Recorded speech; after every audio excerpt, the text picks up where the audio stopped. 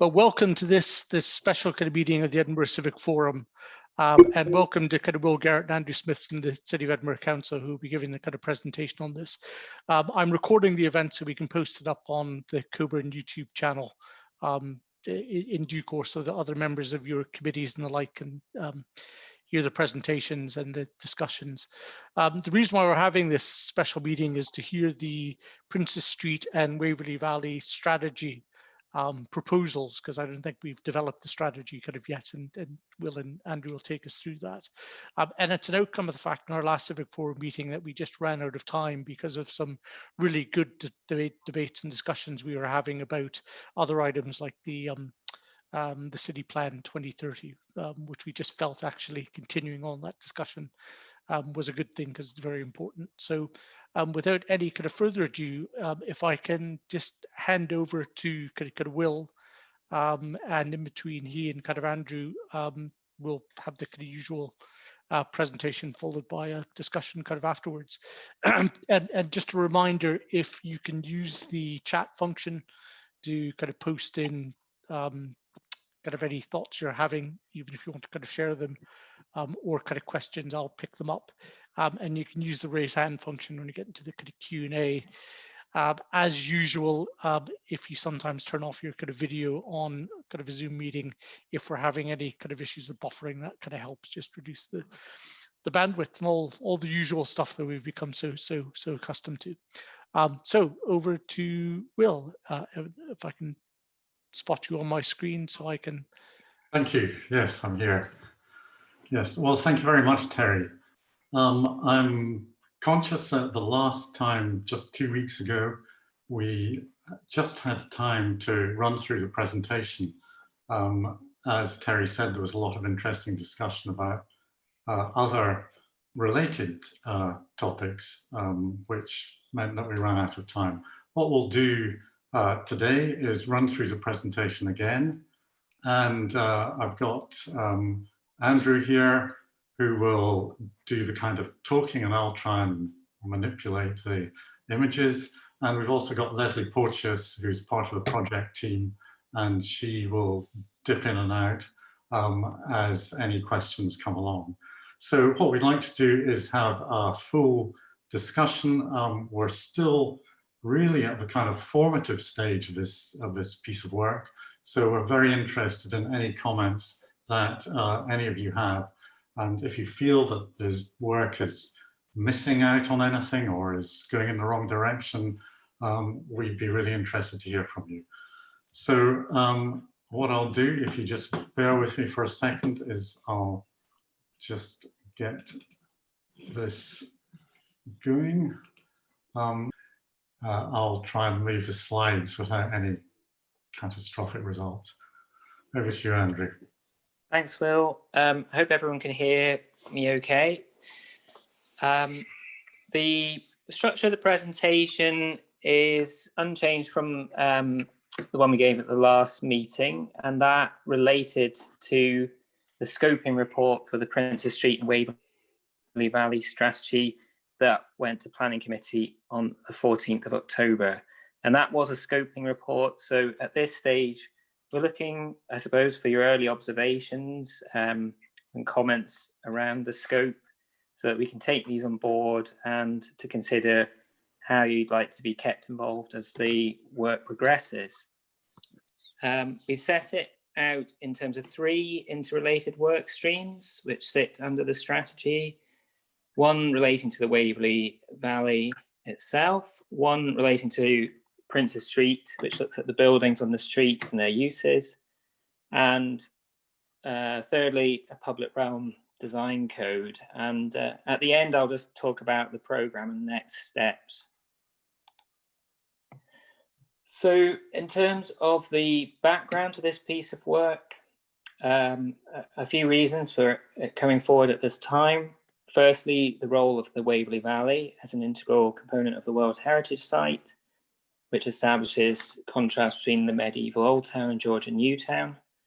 Secondly, the Valley is a fundamental space for the city's well-being, its civic and cultural life through the gardens, public realm, historic and public buildings and attractions, and the transport network. Third, the changing nature of Princes Street is a key factor in relation to the decline of traditional department stores, the growth in online retail, which has expanded through the effects of the pandemic, and the shift in prime city centre retailing towards George Street and Edinburgh St James to the east.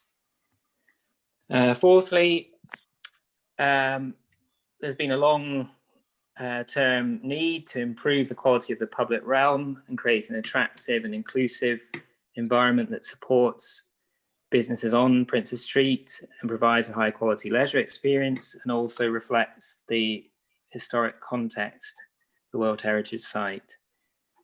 And finally, within all this, we want to take a strategic and holistic approach to change within the historic townscape of the valley overall, to ensure its adaptation and its ongoing value in response to contemporary issues, and not least the climate emergency. Next slide, please, Will. Oh, yeah. That's it. So the first work stream looks to develop a conservation access plan for the valley overall, and to bring together the relevant stakeholders, policies affecting the area, and set direction to manage change holistically. Key considerations within the urban landscape of the valley include the outstanding universal value of the World Heritage Site.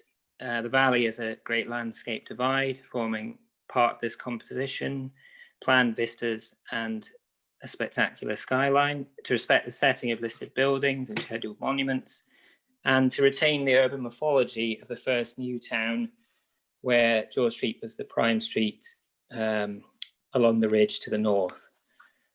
In terms of the gardens and public realm, we want these to be central to civic life, and their ability to improve urban living for residents within a densely built-up area is essential, alongside the value to those working in and visiting the city. This topography, which sets up the iconic townscape, can also form barriers to access, including ramps from Princes Street and the wider approaches both north to south and east to west across the valley. In terms of the potential impacts of climate change, we need to consider how this might be managed in the valley overall. Are the structural plantings and buildings adaptable to increased temperatures, to more intense rainfall? And how can we further the valley's biodiversity and contribute to reducing carbon emissions to net zero through this plan? Alongside work that has been done on the public space management plan, which was one of the topics of the last meeting, we want to ensure that within the valley, events and activities are commensurate with the status of the gardens and community needs. And finally, in the context of the city centre with more restrictions on vehicle access, we need to build in arrangements for servicing and maintenance.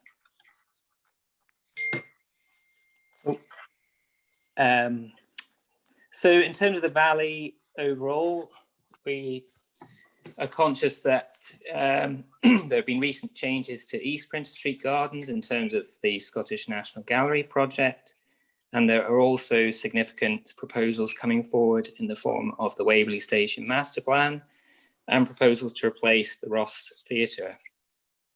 And as a townscape with a unique character, the Waverley Valley is the product of the interaction of natural and human factors over the centuries. And there's a risk that extensive change within a relatively short time frame may alter this authenticity and the intact nature of this part of the World Heritage Site. Equally, at the same time, strategic opportunities to influence future change and support objectives of the World Heritage Site Management Plan are something that we can build into forward plans for the area. And just by way of an example, as a number of active travel and public realm projects come forward through city centre transformation and the changes to East Princess Street Gardens delivered through the Scottish National Gallery project, within the West Gardens, there remain barriers to access, including from Lothian Road and linking to the wider West End, and that restricts access to the gardens for a number of people, including those with mobility difficulties. So the next section is part of the strategy that looks at Princess Street's buildings and uses. The street retains many positives in terms of its south-facing aspect, relationship to the garden and dialogue with the old town, its public transport connections and relationship to important cultural venues. However, the street faces a number of challenges in terms of the changing nature of retail, the recent impact of COVID-19, and the shift of prime retail to the north and east. And in response, at the start of 2020, the council's shopping and leisure supplementary guidance was updated, and that allows greater flexibility to consider non-shop use on the ground floor of Princess Street, with up to a third of the ground floor, which can now be in use for Class 3 food and drink and Class 11 assembly and leisure. And Princess Street was previously 95% resale on the ground floor. The current development framework for the area dates from 2007, and that was the Princess Street String of Pearls concept, and that sought to bring the city centre back up the UK retail rankings and respond to the unique selling points of each block, including the buildings and public realm. And that was translated into a series of briefs for each block. The String of Pearls concept ranged from the smaller stores at the West End and Rose Street through to the larger retail floor plates and taller buildings at the East End. And since that time, there's been a number of changes over the last decade: delivery of tram, the opening of St Andrew Square Garden, as well as more recent change through Edinburgh St James and public realm and active travel projects coming forward. So we've begun to review that framework and the block by block briefs and delivery of the recommendations within those from projects such as the Johnny Walker Experience in the West End through to Edinburgh St James in the East. And we're taking the following approach to look at what the recommendations were, how many have been achieved, to look at any recommendations which have not been progressed and whether they remain valid, and to consider these alongside contemporary change in terms of new developments and in terms of public realm proposals through city centre transformation. And then to consider what the next steps might be to support the ongoing development of each block and the overall vitality of the street. And that's just an example of block 4, where the assembly rooms have been refurbished, the flagship retail Primark store was opened, and Hanover buildings were redeveloped in Rose Street, and public realm along that section of Rose Street has been recently upgraded. The final work stream, if we can go on to the last slide, last section, Will. Oh, sorry, you didn't see that one. No. The final sort of section is really looking at the public realm design code.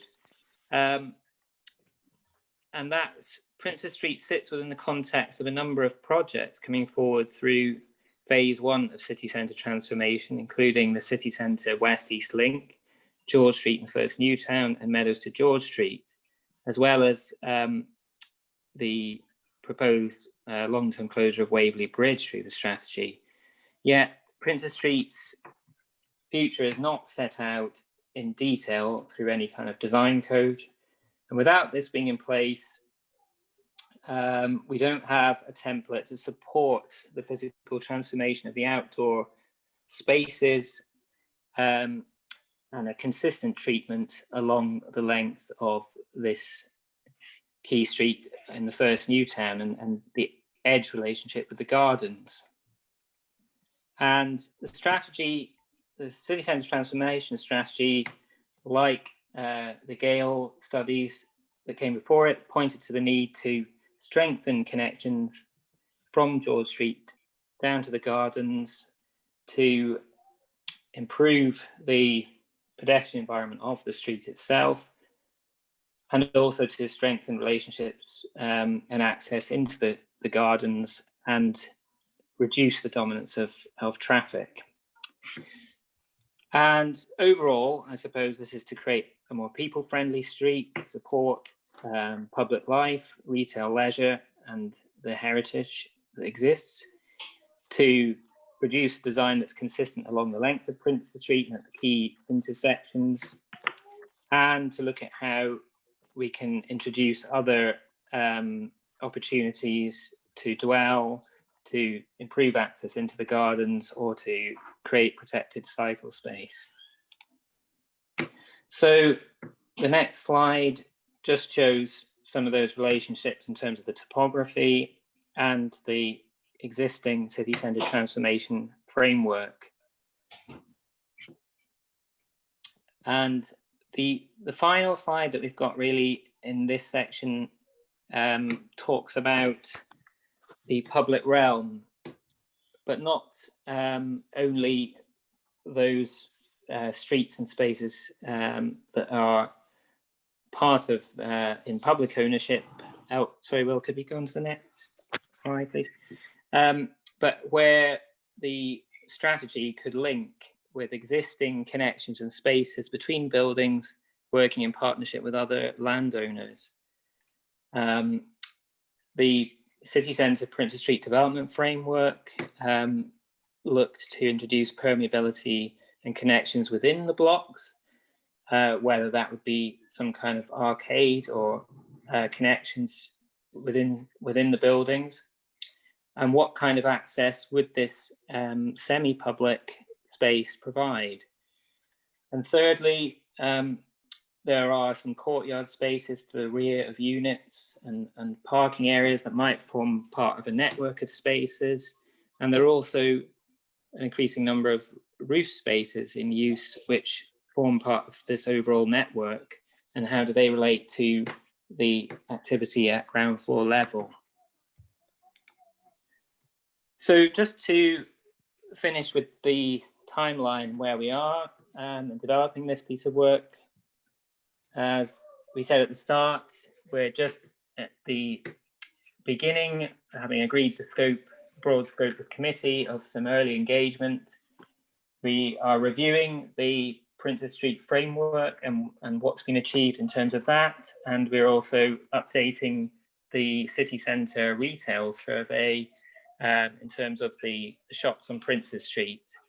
And we'll be bringing forward a progress report in early 2021 to update on these key topics.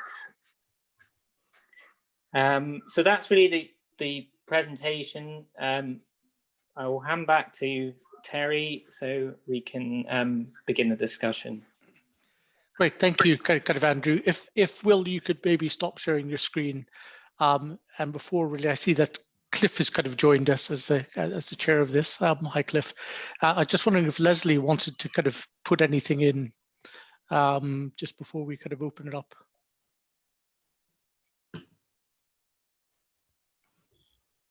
Nope. Or is that myself? Yeah.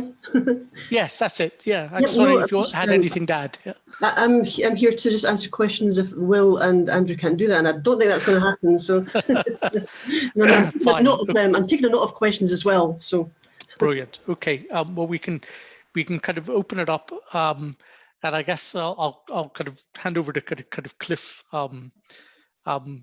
before we do, but just as he begins kind of preparing, I just think one of the useful things that might be helpful as part of this study, and I know it's come up, kind of Will, Andrew, you'll be aware in other meetings about it, is that and you've mentioned the kind of various Gale studies that's been produced, that perhaps there's a kind of a useful opportunity for producing kind of a digest or not quite so much a bibliography of kind of various key strategies and framework documents and the like, as well as a report on what was successful and what wasn't, because it's not as if this is starting from ground zero.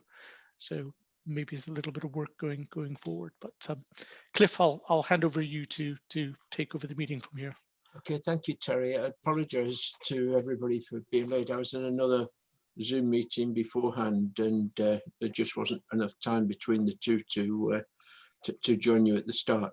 So yeah, and I'd maybe just take that last point Terry's made, and if I can sort of start it off and then bring other people in as you wish. I think it would be useful to see, kind of where we've come from on this, because there are layers of reports and policies that have been effective there. And I think, the presentation that we were given touches on some of this, and it looks back at some of the things that have been done. But I think, one really basic question is sort of what's worked out of existing policy and what hasn't worked, and why. And I think it would be good to have some sort of monitoring and evaluation of what are the issues that current policies have not handled that well, and then we can focus, assuming that the general policy direction is the same, we can then focus more effectively on how the new strategy can fill those gaps or correct those weaknesses. I don't know if Will or Andrew's got a view on that, and then we take some other questions. Can I just start in terms of responding to that? That's absolutely one of our starting points, is to look at what exists at the moment and what has previously been done in this field. And clearly, a lot of people have looked at Princes Street. We've had the Waverley Valley strategy since 1998, I think, or something like that, the previous Waverley Valley strategy. There's a lot of stuff that covers this area. And we're going through a process of assessing that and seeing what remains relevant and what, as you say, what has worked, and looking at, in a way, what hasn't happened out of a lot of these strategies, and then wondering why certain things haven't happened. So there's an element of kind of assessing the previous efforts and attempts to review the strategy. The second thing, which I think Andrew referred to as well, is that the landscape that we're looking at, not the literal landscape, but the economic landscape, if you like, has changed significantly and continues to change very rapidly with the advent of, I suppose, but with the advent of online retail and with the advent of COVID. And we obviously don't know what the long-term implications of COVID are, but we need to start trying to guide our policies towards something that we all want to get to. And more predictable is the long-term changes in the retail sector. So there's two things that are going on. One is the changes that are happening in front of us. And secondly, there's the assessment of the previous efforts or the previous policies, guidelines, and strategies. Andrew, do you want to kind of add to that? Only very briefly. I don't want to take up too much time to allow for other contributions. I think at the East End, yeah, Block 4, we've seen a lot of almost all of the objectives delivered, and the same with Block 7A. So we obviously need to think how some of those move on. Towards the western half, there's perhaps been less dramatic change. And some of the other things that haven't progressed, I suppose, are the public realm improvements and the the reinterpretation of the Rose Street and the lanes to the back, although West Register Street Lane at the East End is the exception to that. Okay, we have a question that's coming from Simon in the chat, if you see, which follows on from this kind of theme, noting that many of the things that have been talked about are familiar. We've kind of seen them in other kind of bits. Is there any particular things that you would point out which is new or an emerging new thinking that's part of the strategy? I suppose there are a number of new things. First of all, one of the main aims of the strategy is to provide a kind of coordinating framework for all the independent projects that are coming forward. So we've got things like Waverley Master Plan, we've got the Quake project, we've got changes to department stores in Princess Street. We've got a lot of things that are happening now, almost independent of each other. And we just need to find a piece of overarching strategy that will ensure that they all work towards common aims and objectives. So that's the first thing. Secondly, I think there are things like, I suppose, changes to the retail environment, which is fairly new, and we need to, I suppose, we need to look at what the future for Princess Street is likely to be as the sheer amount of retail space that's available contracts in the face of not just things like COVID, but also online shopping and the drift towards the pool of St. James. And I think the third thing, which follows on from that, is we have buildings in Princess Street that are still desirable, very desirable for people. And so there are changes of use that are coming forward. And we need to think what kind of uses are the best uses for Princess Street? What makes the best use of that kind of south-facing elevation towards the castle and the gardens? I mean, do we want it to go to residential? Is that a good use? Is hotel use a good use?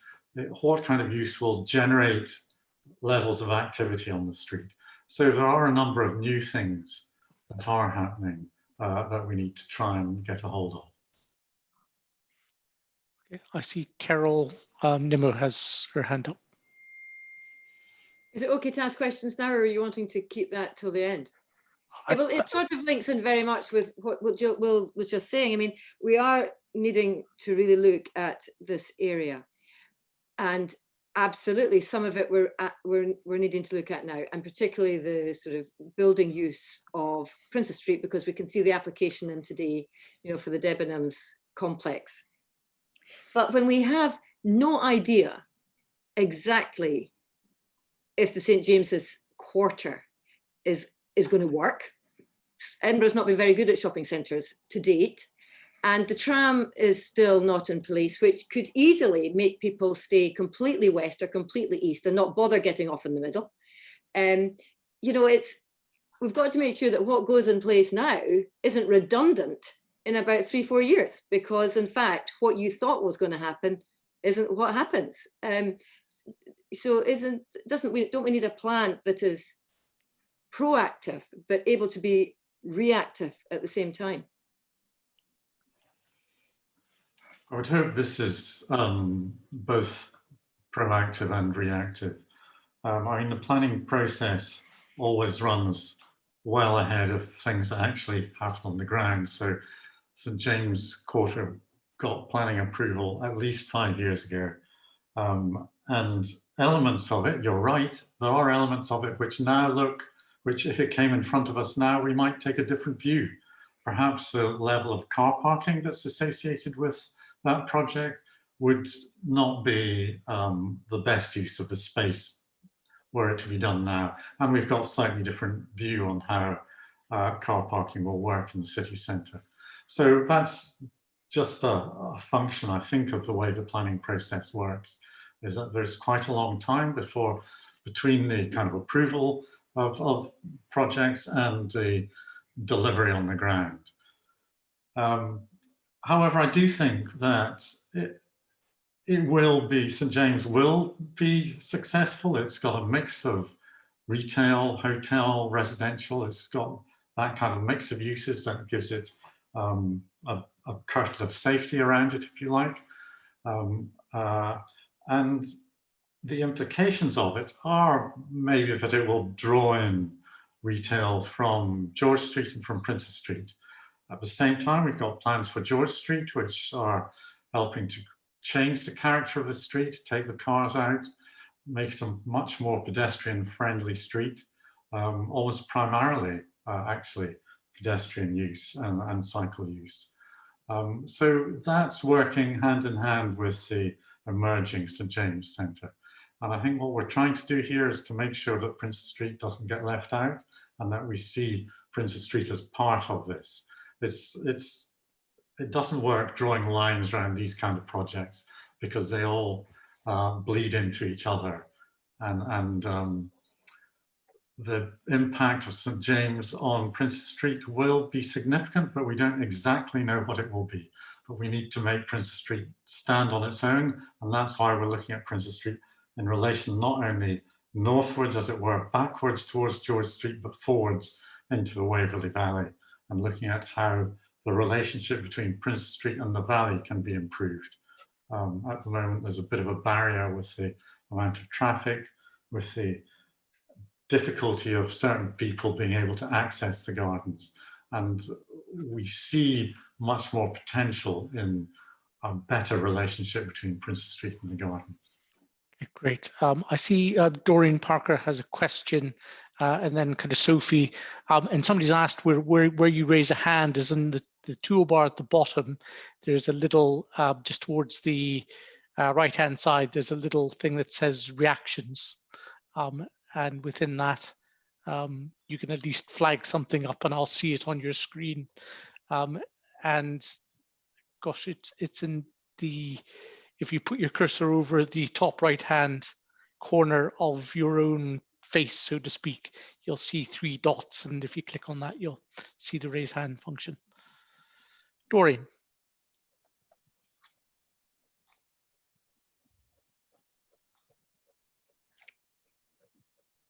Doreen, you're still muted.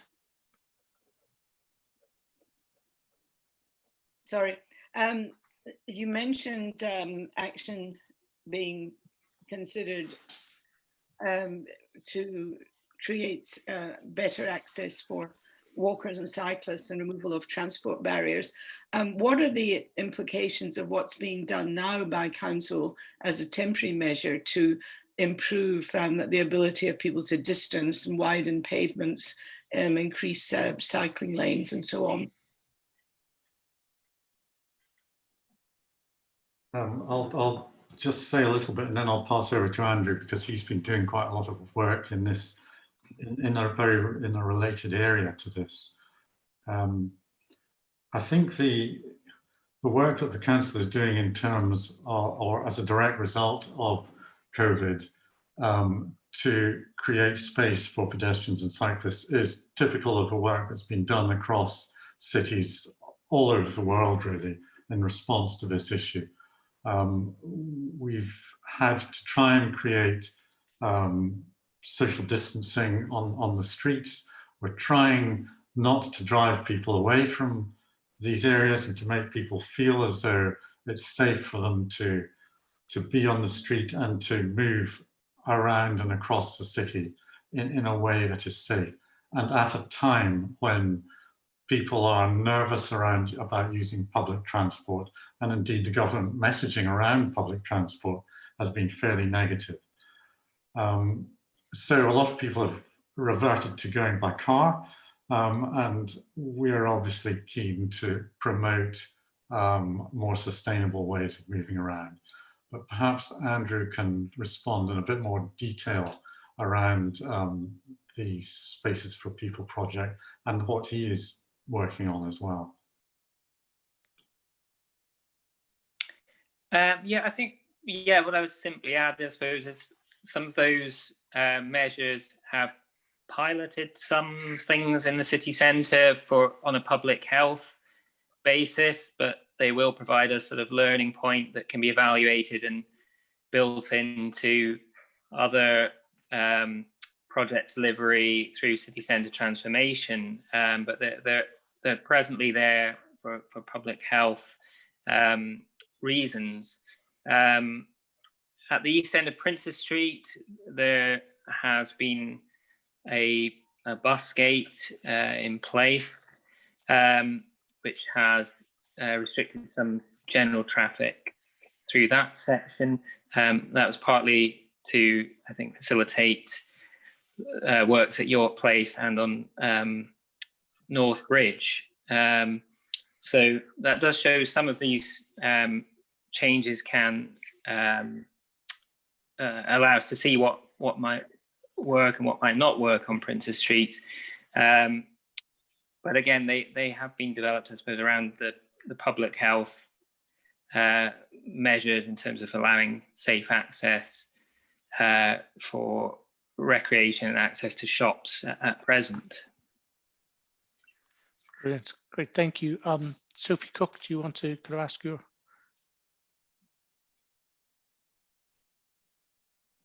Thanks, can you hear me now? Great. I was just curious to ask what thought was being given to climate change with regards to the provision of shops.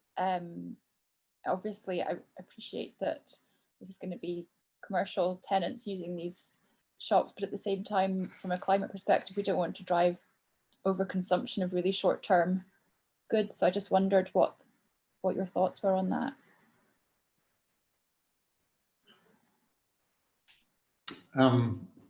I suppose we need to operate within the realms of planning in this respect. Now, obviously, there are more strategic climate change issues that we're looking at, but in relation to retail, there's not a lot that the planning process can deliver.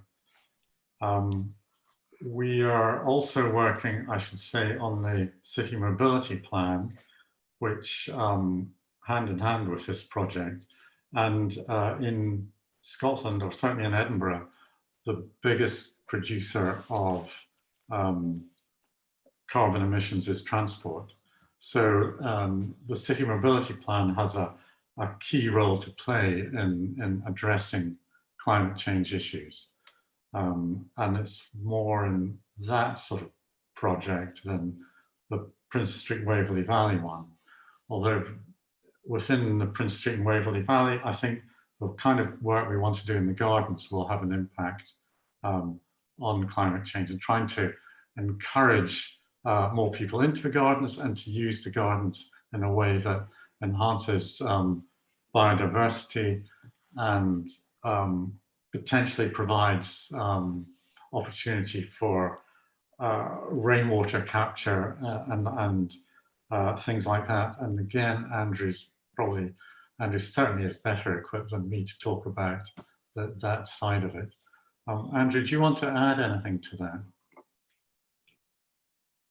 that? I suppose just simply saying that I suppose we want to look at the vulnerability of this part of the World Heritage Site to climate change, and then look to see what recommendations can be made in terms of both the buildings and also the green areas and the sort of key things like the areas of woodland and structural plantings, and how they can respond or help respond to these changes. That's great. I really applaud all of that. On the carbon emissions thing, I know the carbon emissions that are associated with disposable items or really short-term consumer goods tend to be located in the countries that manufacture them. So I appreciate they won't show up in our carbon balance sheet, if you like. But I just really briefly wondered if people had heard of something. There's a department store in Berlin called Humana that's a whole department store where everything in it is secondhand. So I'm throwing these out here as ideas that might be worth thinking about. Super, great stuff. Thank you for that. Richard Rogers. Hello. I just I was wondering really how team would think about the general Edinburgh public's response if indeed private residences were to figure on Princess Street. That's an interesting question, and there are 2 or 3 flats. I think you can count on the fingers of one hand the number of residential units at the moment on Princess Street. It is an interesting question, and of course originally it was residential. I'll give you my own view on this first, and then see where that goes.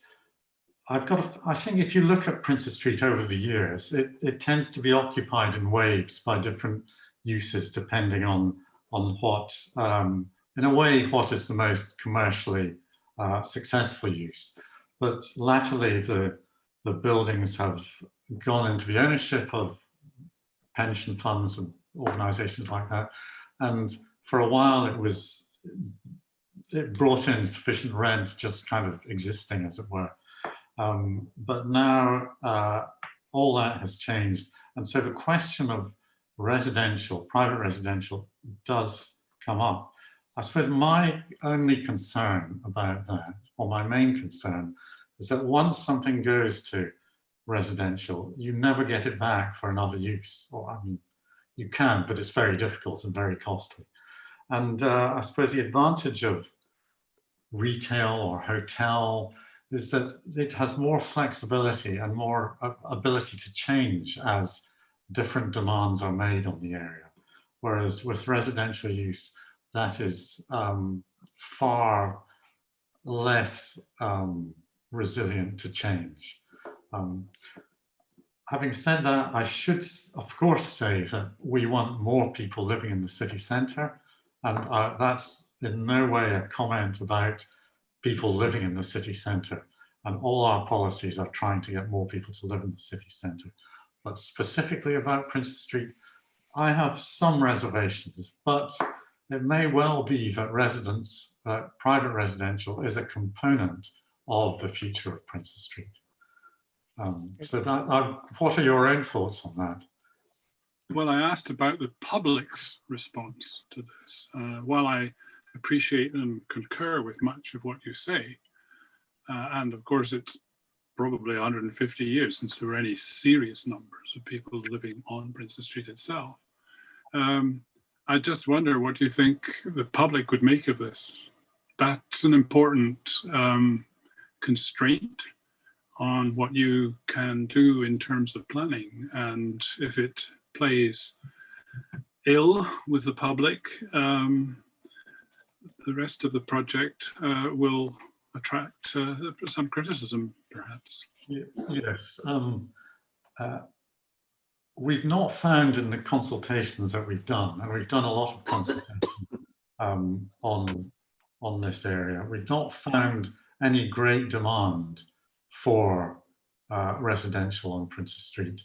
I think people have a great affection for the street, people that live in Edinburgh, they have, and often they kind of hark back to what's that term, the good old days when Princess Street was, it always seemed to be better just, in the past.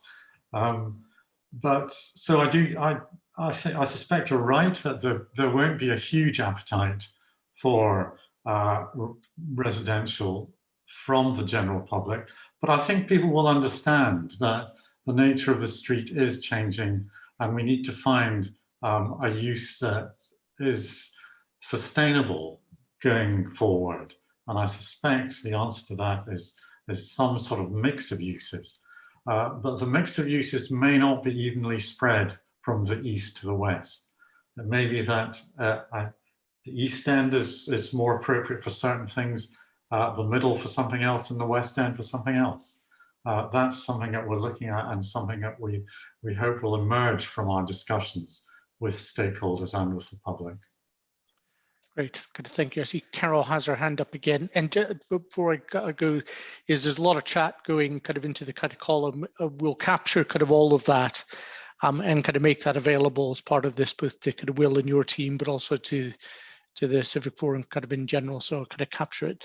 And just while I'm speaking, there's a few thoughts and listening to this, a few questions of my kind of own, if I can lob them in before allowing Carol kind of back in. The kind of first one is in terms of some of the projects that you kind of outlined that are already through, like the Waverley Master Plan. The development of that master plan was predicated on a huge projection of growth travel figures, based upon the top end of the highest projections kind of possible. And I just kind of wonder whether projects that are based upon the never-ending growth of the city, never-ending growth of tourism, need to be reviewed in the context of this strategy as to whether they are realistic or not. The second question I kind of have is an element of a policy conundrum, which seems to be emerging. And looking at the paper that went to the planning committee, statements made, for example, in section 4.11.13, that noting that the value of the Princess Street Gardens and public spaces for mental health, well-being, recreation, and the ability to provide livability spaces for people in the kind of city, I think is something that we would all find supportive as a statement. But it seems to then contrast with you stated one of the projects stated as being part of the strategy, the Quake proposal, which is for a 6,000 seat concert hall within Princess Street Gardens, and those two things don't seem compatible to me. So how are you beginning to frame out these really significant policy decisions that kind of need to be made against project decisions that are kind of running in the stream? And I guess that the kind of third one, which goes back in the discussion with the streets for people, and like Andrew made this question about some of the proposals being made, for example, the closure of Waverley Bridge, providing the opportunity for some kind of research or monitoring activity to see whether it's been successful. At what points do you see the learning experiences for those components of Streets for People coming out and informing this strategy? Because it's been implemented to a very different program in the council. Sorry, there's a few thoughts that seem to be coming in my mind from discussion. Do you want me to? I'll take. Or you could just say noted, and we could go on to kind of others as well. Yes. Right. Well, we don't want to close down the opportunity for other people, but very quickly, I think sorry, when I said the Waverley Valley strategy, were you referring to Waverley Station Master? The Waverley Station Master Plan. Yeah. Yes. I think the Waverley Station Master Plan will be reviewing the basis of the figures on which it started 2 years ago.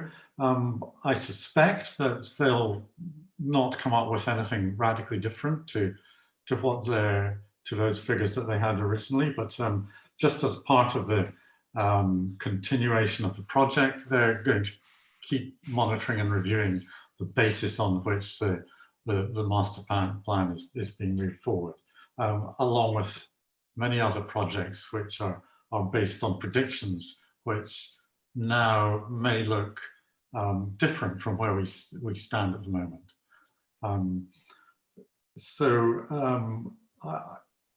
I suspect, though, as I said, that they're all kind of long-term projects, and I suspect we anticipate that a lot of the figures will return in terms of numbers of people, tourists, visitors, etc. Just quickly moving on to the Quake project, I guess one of the purposes of this is to provide a wider policy context within which projects like the Quake can be assessed. Certainly, the gardens have a very important role, and I think the project that was talked about last time, 2 weeks ago, the strategy for Edinburgh's public spaces. I'm not quite sure what the exact public space management plan. Public space management plan. Thank you. That will look at putting, as was said, putting the right thing in the right place at the right time. And I think that's quite an appropriate phrase, actually. And one of the things that we will look at here is the appropriateness of the gardens for various range of activities, and seeing what are the right kind of activities for the gardens. What is the key role of the gardens? I think we see this idea that the gardens are for everyone. They're for the people of Edinburgh. They have enormous potential to benefit the well-being of the people, to provide that kind of green heart in the centre of the city.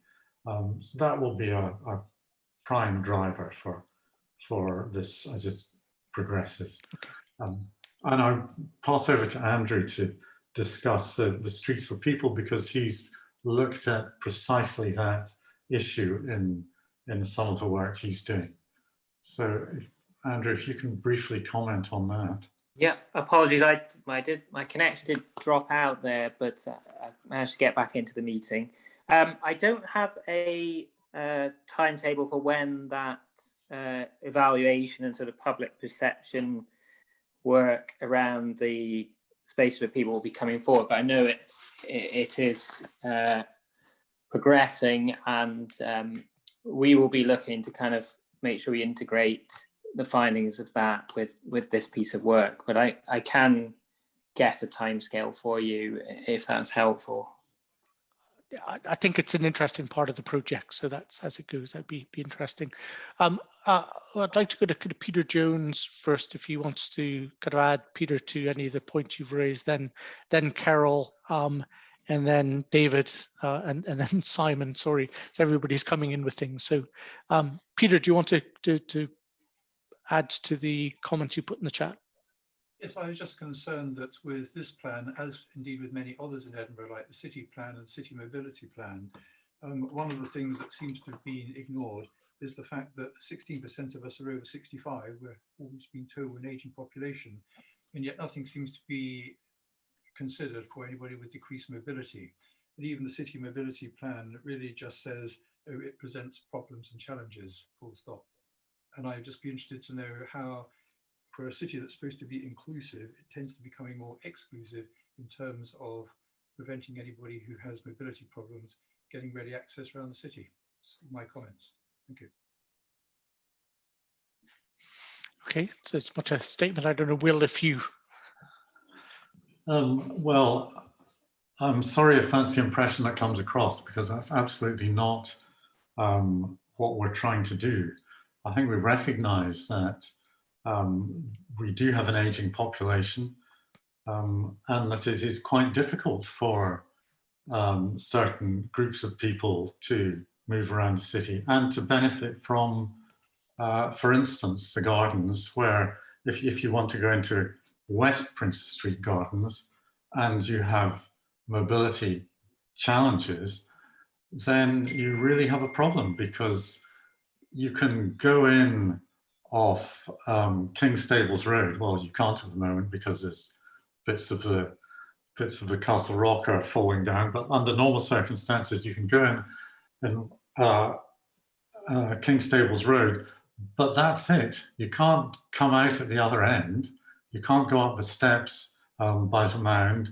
The paths down from Princess Street, the Horonized paths, are beautiful, but they're very steep and difficult for some people. So you can just go in and go out the same way. And that's simply not acceptable at this day and age. So one of the challenges here is to really try and find a better way of giving people access into the gardens, whatever their ability in terms of moving around is. If you're also referring to the fact that I suppose we're pushing cycling and walking because it's a sustainable solution, it's a green solution. And we want to keep people as fit and healthy for as long as possible, and that is a good way of doing that. But that's not to say we aren't going to have opportunity for people who do need a car for their mobility. There will be places for them to keep those cars and to move around. So that's, as I say, I'm sorry you feel that way, but it's certainly not the intention or the message that we're trying to put out. Great, thanks, Will. Carol.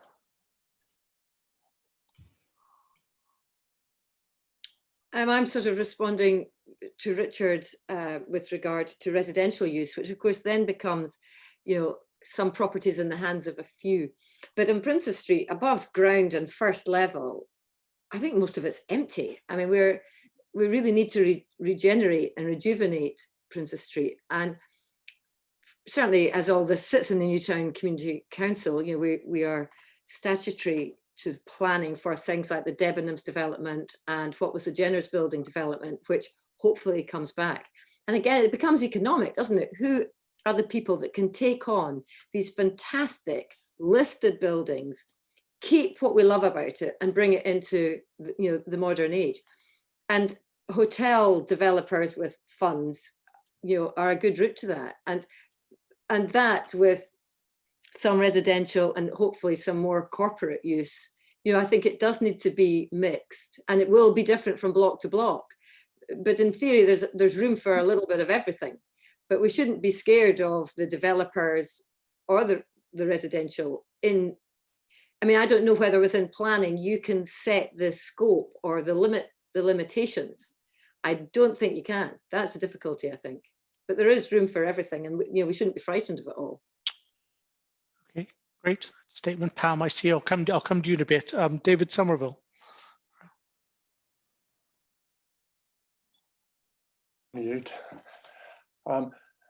I've just got to comment more about the gardens themselves and quiet enjoyment of the gardens and the sort of placemaking that's talked about very much, or place retaining. And the particular interest is that we've been discussing in the Peace and Justice Centre and others about a bronze tree being placed in the gardens for quiet reflection as a peace tree.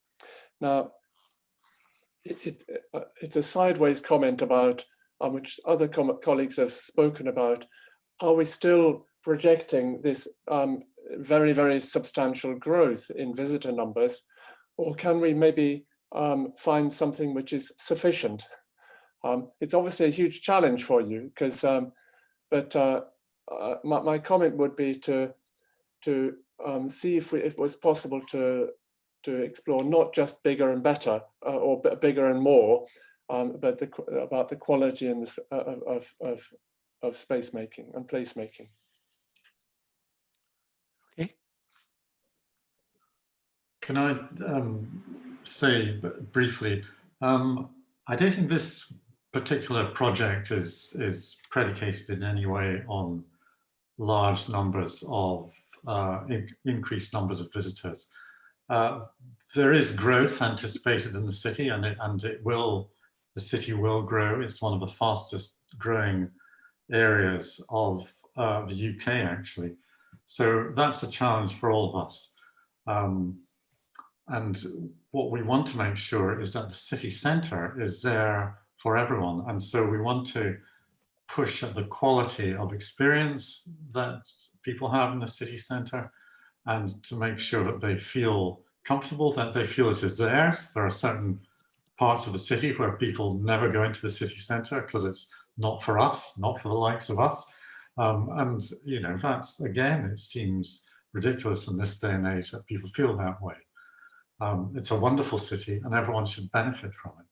I suppose this is really not for this evening's comment, but as citizens of Scotland, is for us all to beginning to question the automatic rightness or the market leading this enormous drift to the southeast, whether it's in London, in England, or in Edinburgh in Scotland, and that there should be, we should be as citizens encouraging more investment and relocation of services in other neighbourhoods and parts of Scotland, and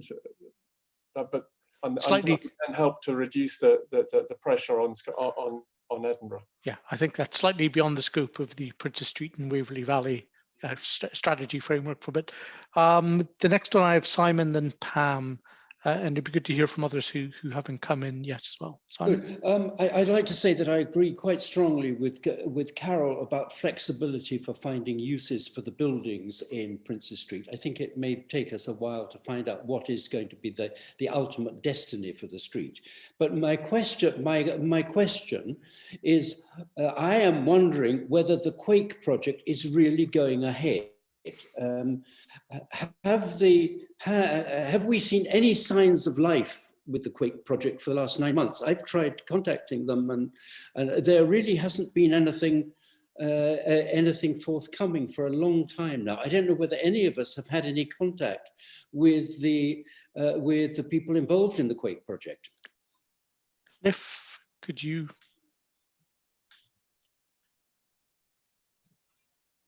Yeah, I think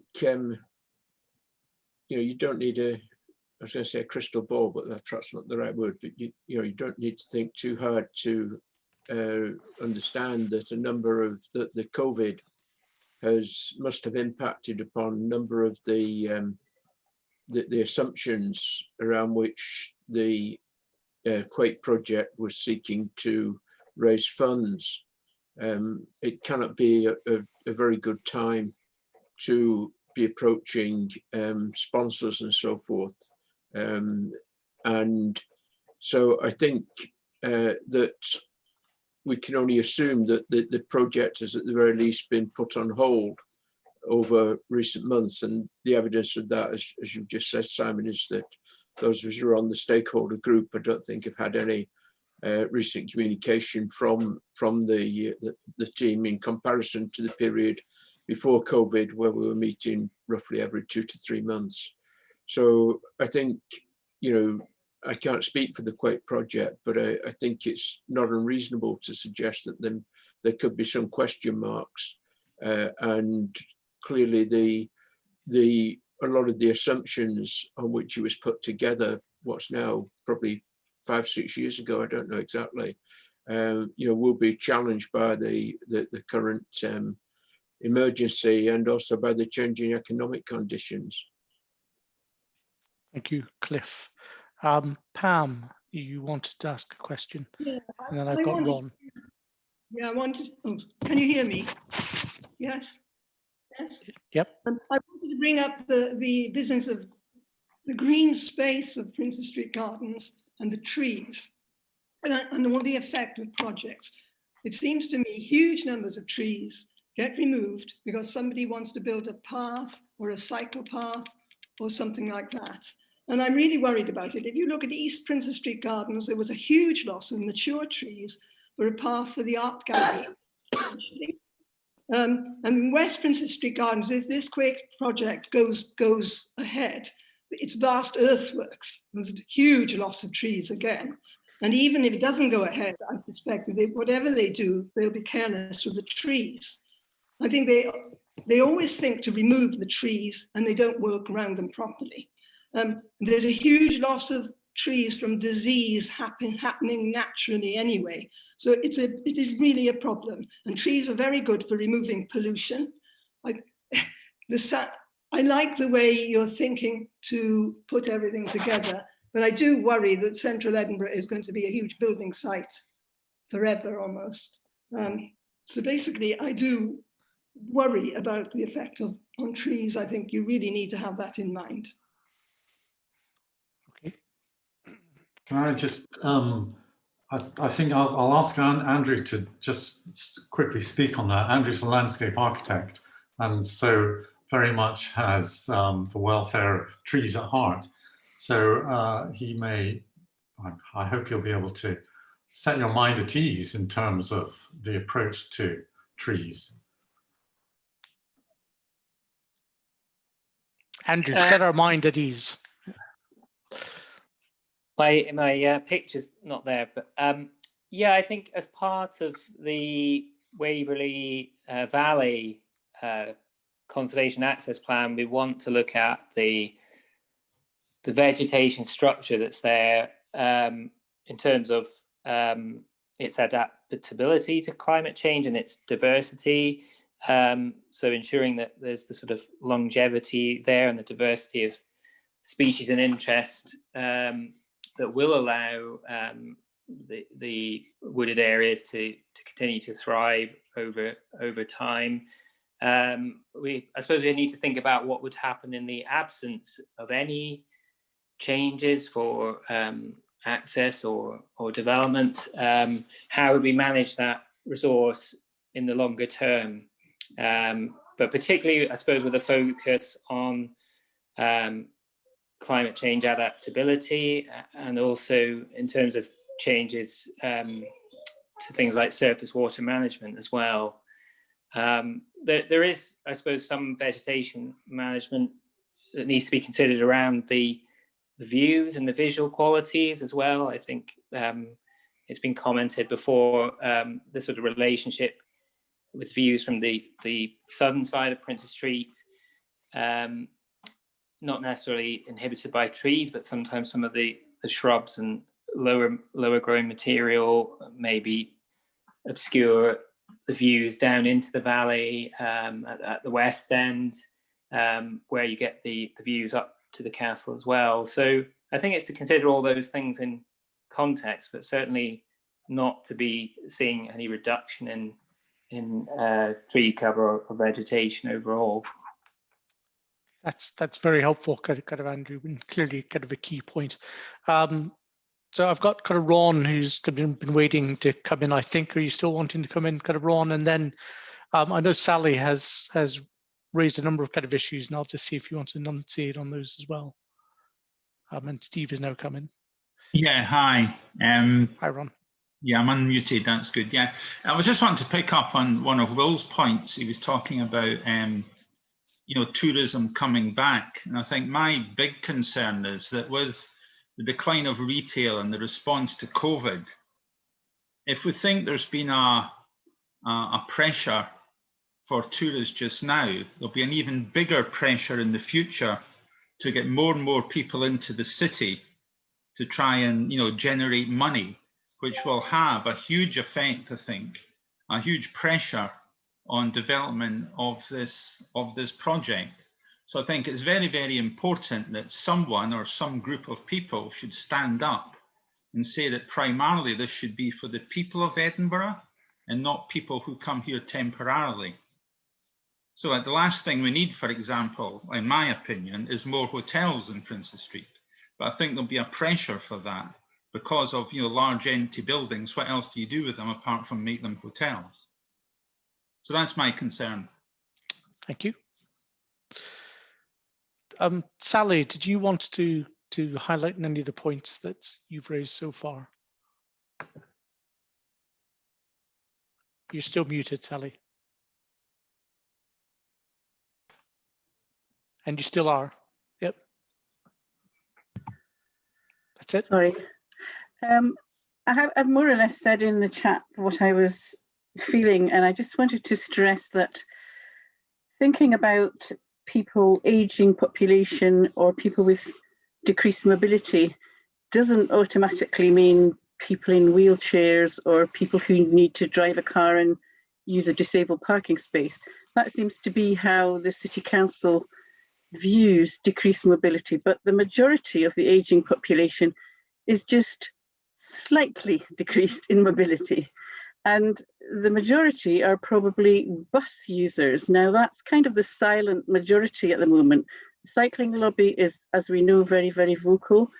Living Streets is stressing, and quite rightly so, the importance of pedestrians, but nobody's speaking for people who use buses. So I wanted to draw attention to the fact that there is a new group called the Edinburgh Bus Users Group. Hasn't got its own website yet, but that's just coming. It does have a Twitter address, which is at Edinburgh BUG. And we need to, I'm on the committee of that group, we need to hear from that silent majority of people who are going to be bus users. Because if the trend that's going on at the moment to increase the distance between bus stops, if that carries on, And plus, if the idea of stopping all buses coming through the city centre carries on, then that silent majority of ageing people will be effectively excluded from the city centre, largely excluded from the city centre.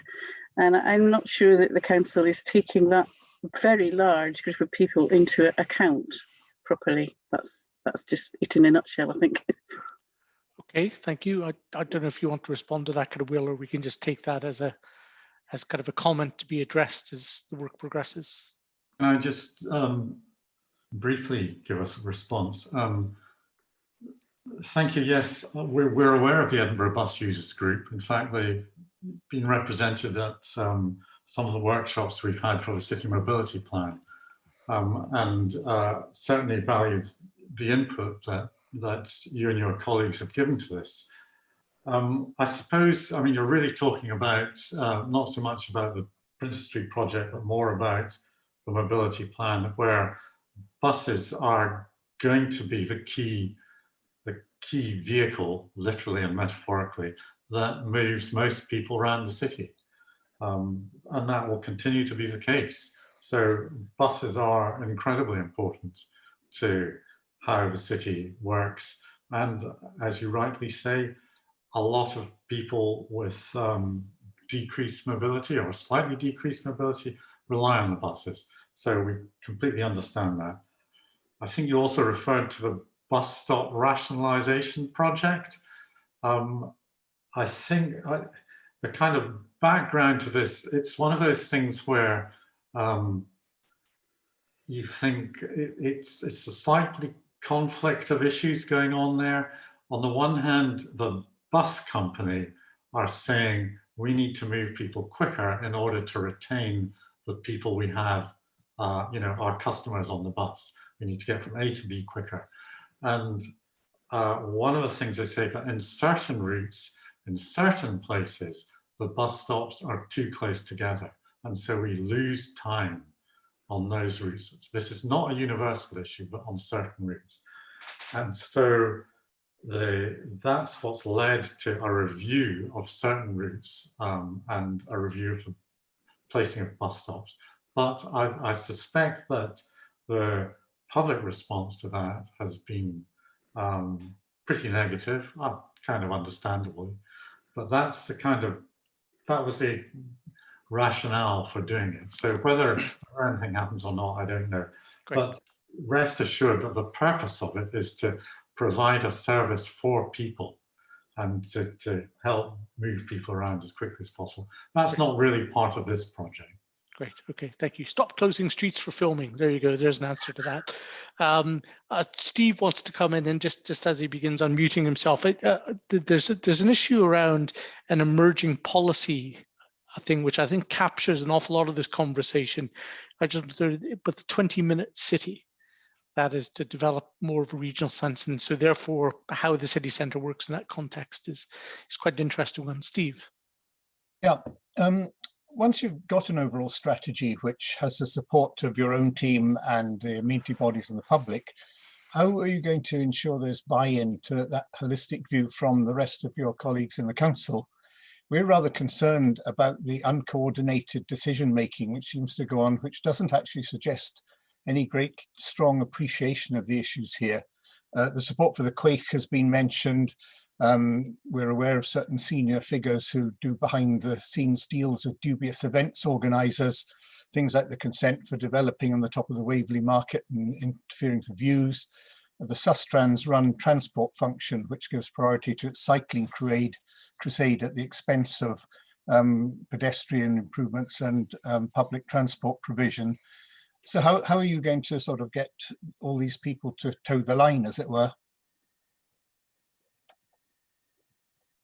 Well, yes, I suppose this has long been an issue of people working in silos, and perhaps the communication internally within the council hasn't always been as good as it should be.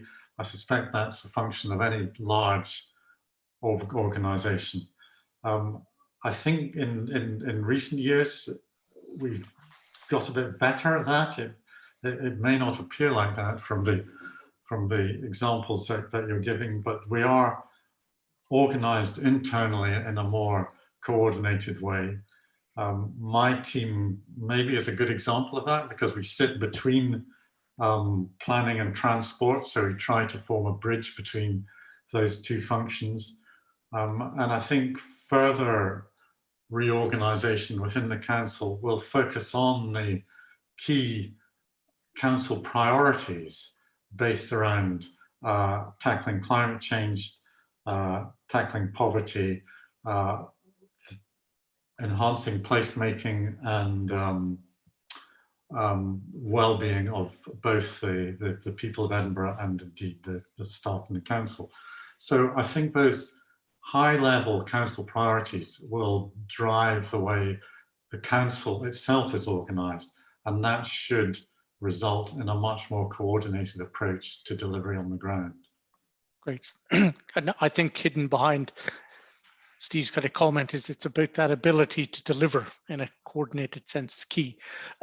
Excuse me, I'm keen that kind of as kind of Andrew presented, there's three real strands to the strategy. There's Princess Street, there's the kind of Waverley Valley and the green bits as part of the conservation plan. But we haven't really talked a lot about the public realm guidelines and the public realm code, which I think it would be useful to kind of touch upon over the next 10 or 15 minutes or so. Conscious that 2 hours in a Zoom meeting is always a bit mind-bending at the end of a workday. So to kind of add things, to kind of perhaps put that up, is there's a number of proposed projects kind of underway at the moment, kind of Will.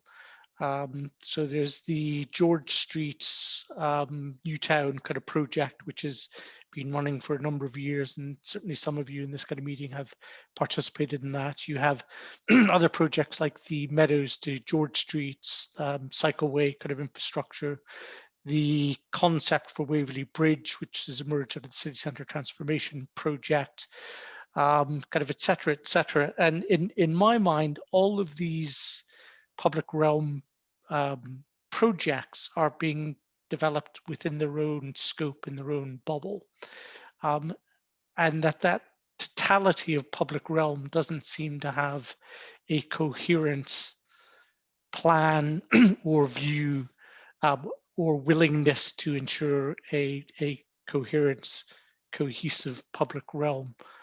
Is this strategy going to address that? The strategy will certainly take steps towards addressing that and to trying to coordinate a lot of the projects. But city centre transformation is a strategy that is perhaps better placed to look at the wider coordination across the whole of the city centre. And I'll ask Andrew to comment on that as in a minute. And one of the other things we're looking at, I don't know if you're familiar with, there's a Dutch idea called PlusNet, which has been run in Amsterdam actually, where they look at the different routes around the city and allocate routes to certain modes. So certain routes become a priority route for particular modes. So we're looking at things like that to see if that will work better in the city centre. The problem with all the, I suppose the problem with the limited number of streets that run through the city centre is that we've tended to try and do everything on all of them. And sometimes you end up with a situation where you're kind of failing on all counts on certain streets.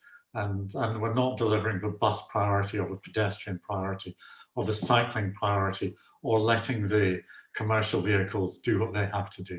So that's one way of trying to address that. But I'll pass over to Andrew to see if he can just comment on that particular thing about those different projects trying to coordinate. Yeah, sure.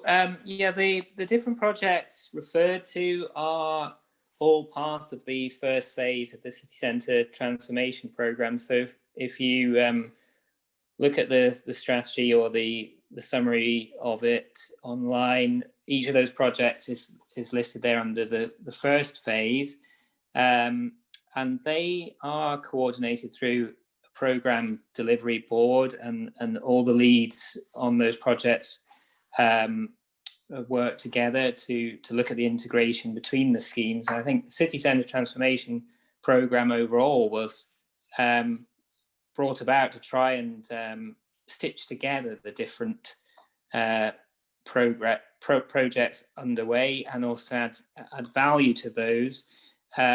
So to ensure, for example, a better connection at the east end of George Street with the George Street and First Newtown project, and how that links to the city centre west-east link, and also to the old town through the Waverley Bridge.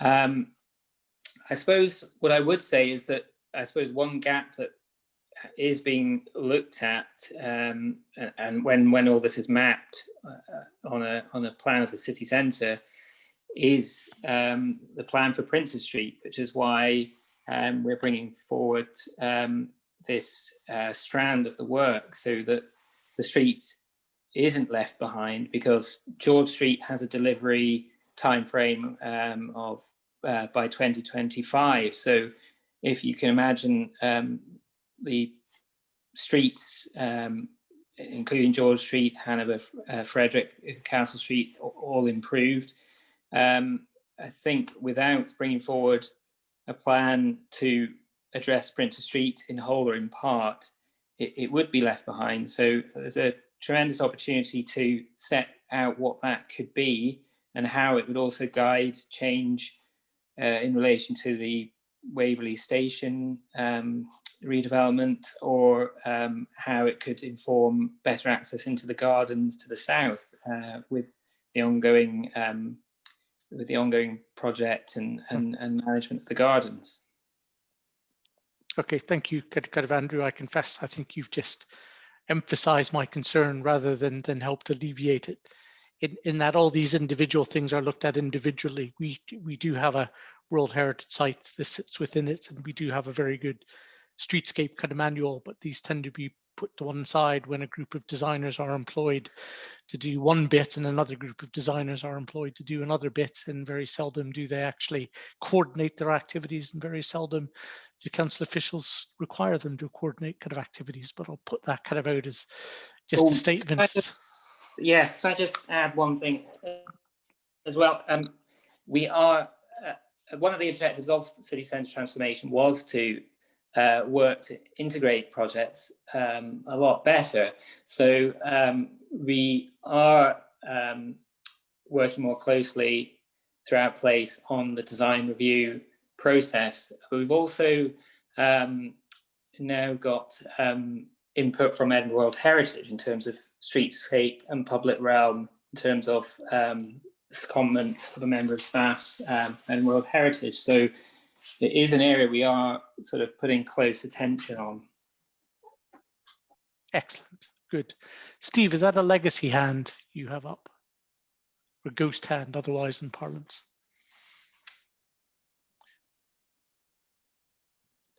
Is there anyone who hasn't raised a point or put in a chat who has some thoughts or kind of observations? Because I think we've been going at this now for an hour and a half, which is a really considerable time. It's been absolutely brilliant that Will and Andrew and Leslie have come in to give their time to help kind of answer questions and give us greater understanding of this. But it'd be useful to see if anybody, even if you wave a hand, I can kind of pull you in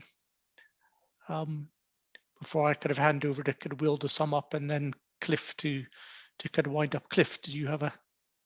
Yeah, can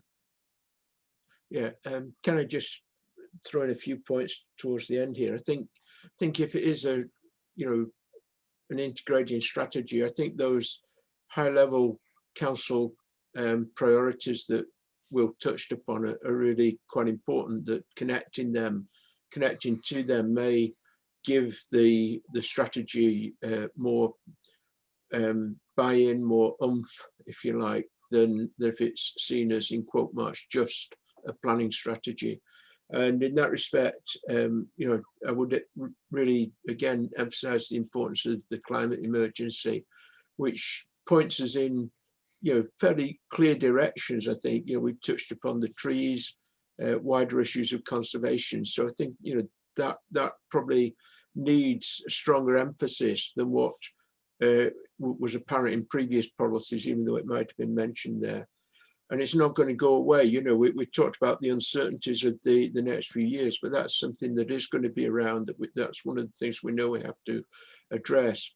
And similarly, I think the health and well-being issue, again, I don't see that going away, partly because, yes, hopefully this current health crisis will be looking better in hopefully a matter of months' time. But we also know that, you know, that the prevalence of new health threats has actually been increasing quite considerably. You know, if you look, I think since the 1940s, something like 300 new viral threats have occurred, and there's a whole lot of reasons why that is. But these things, again, are not going to go away. And so I think it's quite important that there's a strong statement there about the public health connection. And in that respect, if I can just raise a couple of concerns, it did concern me that when the environmental impact assessment was done on the proposed Christmas market, it said there was no issue about health. There was no issue to be addressed there. Yet, you know, within weeks of that report being written by a council planning officer, the Christmas market was cancelled on the basis that there was basically a health risk. So similarly, I think we objected to the Thor's Bar, is it, on the Waverley market. And again, apparently the view was that health was not a planning issue. So I think it's quite important that we actually nail this, and that, you know, the health of the public surely is one of the things that has to be central now in our thinking about how we handle the city centre. I'd also just wonder whether part of the plan might actually, you know, include a map showing which is public good land, and explaining what public good land means and how that might affect issues around development on those parts of the city centre. And I think it's, again, echoing one of the points that's coming through, is the whole issue about enforcement, that, you know, as we all know, any strategy is only as good as how enforceable it is. And again, you know, without really wishing to rake up old sores, but, you know, we are talking about a World Heritage site with lots of planning strategies and so forth, where nobody seemed to notice that a major Christmas market was being held there for 2 years in succession without getting any planning permission. So I think that the issue of how the plan will be monitored and enforced is really needs to be a strong section in the document. And perhaps, you know, a couple of very brief final points on hotels. After the 2008 crisis, we did see a surge in hotel permissions, which of course were not always carried through actually into construction. And there's a slight risk of speculative hotel applications coming in to get a permission at this difficult time, but then possibly sitting on that permission and actually blocking other possible uses. And lastly, you'd be pleased to know, like any plan, there's always, you know, we draw boundaries around things, but there are questions about spillovers and displacements. And I think that just needs also to be thought of. You know, when we're developing this strategy for the valley, does it actually have any possible repercussions on the areas that are adjacent to that, but just outside the actual study area itself? Brilliant. Thank you very much, Cliff. So is there any burning kind of issue anyone else has before I hand over to Will to give us his summing up kind of thoughts? And in bits? Nope, everybody seems to be content, or they can smell dinner coming wafting out of the kind of kitchen and are desperate to get away from the screens. Will, do you want to or kind of Andrew, or the both of you, have any concluding comments or summary positions? I would just like to say thanks very much to everyone for joining in, participating, throwing out some ideas, challenging some of the. I'll be following on 5:30s. And hopefully. we very much appreciate this kind of engagement and would like to really invite you, if you've got any more thoughts in the next, between now and Christmas, just fire them through either to myself or Andrew or via Terry, however you wish to do that. I mean, we will carry on developing the project, and we can come back to you at a later stage when our ideas are a bit further developed. Very happy to do that. So I don't want to take up any more of your time other than just say thanks very much for letting us have this discussion. Andrew, do you have anything that you think we should be adding to that? No, just to thank everyone for their contribution. It gives us a lot to think about, particularly as we develop the work in the other part of next year. I think if we can continue to touch base with you as things develop, that would be very useful. And if we could keep in touch in terms of what dates might be suitable to come back to you, that would be very helpful. Brilliant. Okay, thank you. And perhaps before I close down the kind of meeting, Cliff, do you have any concluding comments to make? Not really concluding comments. I think I gave a few of them just now, but really would very much thank Will and Andrew for coming along, and Leslie, although she declared herself redundant at the start and managed to stick to that, but we do appreciate it, and I think it's very valuable to have the opportunity to make these points that the people have made. And we will look forward, I'm sure, to continuing discussion as things go forward. So thanks very much, and thanks to everybody who's turned up to this, and best wishes to everybody for Christmas, New Year, and above all, try to stay healthy, stay safe during that period. Thank you, Cliff, for that. And I think in terms of, if you do comment, do send us your kind of views going forward. We will be hopefully over the next day or two producing some initial kind of thoughts, which we can kind of share, and that can help. But it's an iterative process.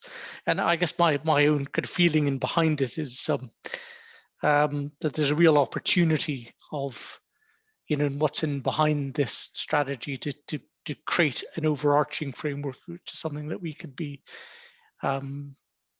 quite happy and quite proud of in due course. So that there's probably a lot to kind of play for in this. And so really just kind of says to me, this is the 7th Civic Forum meeting that we've kind of had this year, at least. I think probably one or two more in it, and that kind of really concludes the program, if it was such a program, for this kind of year. But it's been kind of a challenge from where we were meeting physically to getting up to speed with kind of Zoom and the like. But for this type of meeting, how useful this format actually kind of is in going forward. So, and the next formal Civic Forum meeting is scheduled for the beginning of March, but you'll get that from the minutes from the kind of previous kind of meeting. And just to kind of echo Cliff's kind of comments, thank you all for inputting. Thanks, Will, to you and all of your colleagues kind of at the council over the kind of past year for kind of advising and for consulting us going forward. And hope it's a better 2021 than 2020 kind of emerged to be. So again, if you have any kind of thoughts, do let me know about this, and otherwise keep safe. Thanks so much. And Leslie, Will, Andrew, thank you very much for that.